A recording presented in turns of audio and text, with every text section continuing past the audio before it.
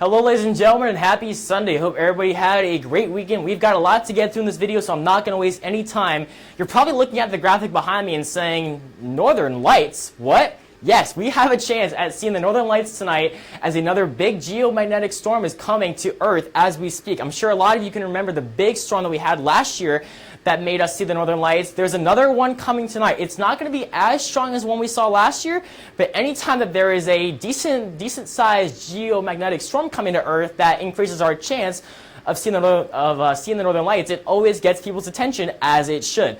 I will go ahead and let you know ahead of time, our chances of seeing it here in South Carolina are very, very low. So not to get your hopes up or disappoint you, but I'm just telling you the facts. The area where we have the best chance of seeing the Aurora Borealis tonight will of course be as you head further north. Anywhere from right around the Kansas-Nebraska state line, north of there across the northern plains, the upper Midwest, the Great Lakes, the northern Ohio Valley, the northern Mid-Atlantic, New England, and all of the Northeast. That's where the best chance of seeing the Aurora Borealis tonight will be, or anywhere you see the green area here on this map. As you head into the yellow area, the chance is significantly lower, but they are not zero. So anywhere across the lower Mid-Atlantic, the Kentucky, Tennessee, and upper Mississippi Valley, the Carolinas, the northern half of the Gulf Coast states, as we head into the South Central Plains, if you're anywhere in north central Texas, you will have that chance, or north of there, you'll have that chance as well. And then across the Four Corners, if you're anywhere north, I would say, of the Four Corners, the northern half of them, that's where the best chance will be. And then also across the northern half, or almost the entire state of California, aside from Southern California. If you're anywhere in this yellow part, your chance of seeing it is very, very low, but not zero. You'll need to be in a very dark spot possible, or look for a very dark spot that has very little to no, if any, light pollution. You'll need to be looking directly at the horizon, and then you'll need to use your phone's camera, turn on night mode, and then have the exposure on. And then if you point your camera directly at the horizon, there is a small chance you will be able to see a red, purple, or green glow. Don't expect anything like you would see online, like them dancing all over. That's not going to happen. But if we see a glow, that's what we're looking for. Again, don't get your hopes up, but the fact that we have a chance this far south is going to be amazing. Of course, if you live across these states, I will be jealous of you. You'll have an incredible experience tonight. Please share any photos you have on social media.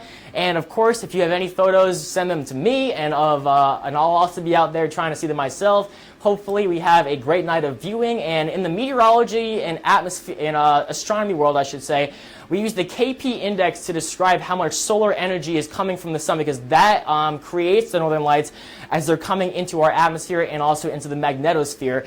Last year when we had that big storm, our KP index was upwards of an 8, if not a 9. So very historic and almost off the charts. We're not going to be that high tonight. We're going to be in between the 6 and 7 levels. So again, not as high as that, but the fact that we're basically halfway up the scale means that there is a chance as you head this far south. The best chance of seeing them tonight will be in between 10 p.m. this evening to around 2 a.m. tomorrow morning. As you head towards the pre-dawn hours in between 2 to 5 a.m., the chance will be lowering, not totally lower completely, but still just lower than we're going to be as we head towards the midnight hour and into the very early morning hours of tomorrow. So again, the best chance will be after 10 p.m. tonight, before 2 a.m. tomorrow morning. That's when we have our best chance of seeing the northern lights. All right, away from that, I hate to go to a negative topic, but I have to say it because we are now officially in hurricane season. June 1st, which was today, was the official start of the Atlantic hurricane season, or the 2025 Atlantic hurricane season. However, I'm very happy to report the National Hurricane Center is not investigating any areas of potential development over the next 7 days. Nothing to watch in the Atlantic, the Caribbean, or the Gulf. So that's very good news. Nothing to watch over the next 7 days. Particularly in this month of June, as far as history goes, this is where if something were to form, it is the most likely for it to form. They usually form in the Gulf, or excuse me, the Caribbean, and then head northward into the eastern Gulf, possibly impacting the northwestern panhandle of Florida, and then riding up the eastern coastline before eventually getting taken out to sea. That's one track, and then if they take a different track, it would likely be directly into the Yucatan Peninsula, into the western Gulf, and then somewhere, or impacting somewhere along the northwestern Gulf that is. Not saying that that's going to happen, but that has happened, or that's what has happened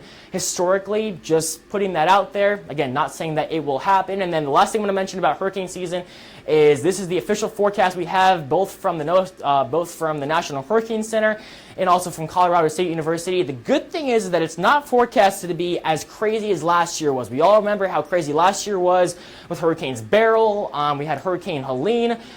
We had a lot of very bad and damaging and historic hurricanes. Hopefully that doesn't happen this year, but considering the waters are still well above normal and that's acting as the main fuel source for any tropical cyclones to both form and strengthen, we're still looking at an above average season forecast. The National Hurricane Center, or NOAA, is forecasting 13 to 19 named storms, 6 to 10 hurricanes, and 3 to 5 of those being major hurricanes or Category 3 or higher, and that basically lines right up with the Colorado State University. 17 named storms, 9 hurricanes, and 4 major hurricanes. Hopefully, it is not a bad year. Of course, it only takes one for it to be a bad year.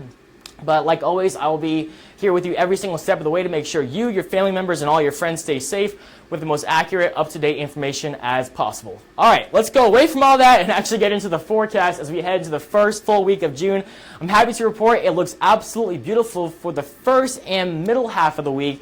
But as we head into the end of the week and into your weekend, that's when things start to get unsettled, but we'll talk about that in just a second. For your Monday, Tuesday, and Wednesday, high pressure will be located just off of our coastline. This gives us a south and easterly wind, making it very, very warm.